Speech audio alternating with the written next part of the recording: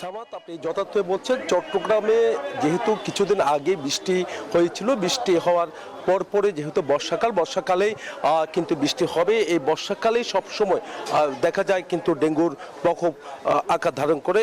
এবারও তার কোনো ব্যতিক্রম নয় বলে আমাদেরকে জানিয়েছেন চিকিৎসকরা। চট্টগ্রাম মেডিকেলেই সবচেয়ে বেশি আক্রান্ত হয়েছেন। আবার দেখা যাচ্ছে যারা ডেঙ্গুর লক্ষণ নিয়ে কিন্তু চট্টগ্রাম মেডিকেলের চিকিৎসকের পরামর্শ নিতে এসেছেন, তারা টিকিট কাটছেন। আমরা দেখতে পাচ্ছি তাদের একটা দীর্ঘ লাইন কিন্তু দেখা যাচ্ছে। তারা টিকিট কেটে চিকিৎসকের পরামর্শ নিচ্ছেন।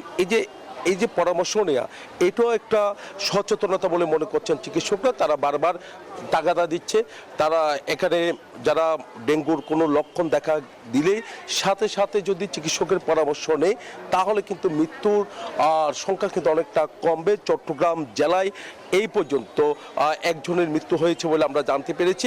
তবে আশঙ্কাজনক অবস্থায় কিন্তু অনেকজন ভর্তি আছে। চট্টগ্রাম মেডিকেলে যেমনটা ভর্তি রয়েছে, তেমনিভাবে কিন্তু বেসরকারি মেডিকেলগুলোতেও কিন্তু অনেকজন ভর্তি রয়েছে। তবে মানুষের একটু সচেতনতা ব্যাপার রয়েছে, যেহেতু এডিস মশার লার্ভা কিন্তু বিভিন্ন জায়গায় ছড়িয়ে পড়েছে বলে মনে করছেন। চট্টগ্রাম শহরের 8টি ওয়ার্ডকে কিন্তু যে রেড জোন হিসাবে চিহ্নিত করেছে স্বাস্থ্য অধিদপ্তর, স্বাস্থ্য বিভাগ যেমনটা জানিয়েছেন। যেখানে রেড জোন ঘোষণা করা হয়েছে, সেখানে সবচেয়ে বেশি কিন্তু ডেঙ্গু আক্রান্ত রোগী বলে মনে করছেন। এর সাথে শুধু চট্টগ্রাম শহর না, শহর ছাড়াও গ্রামে পর্যন্ত ছড়িয়ে পড়েছে। আমরা দেখতে পাচ্ছি যে টেকনাফ থেকে শুরু করে বিভিন্ন জায়গার এখানে ডেঙ্গু সংক্রমিত অনেকজন কিন্তু এখানে চট্টগ্রাম মেডিকেলে ভর্তি হয়েছে।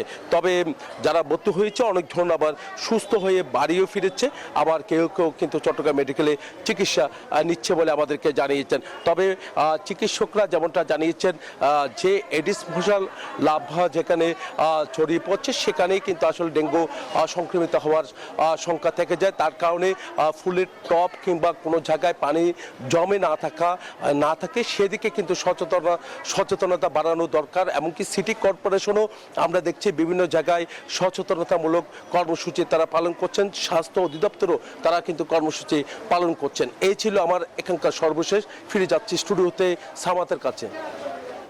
ধন্যবাদ আপনাকে।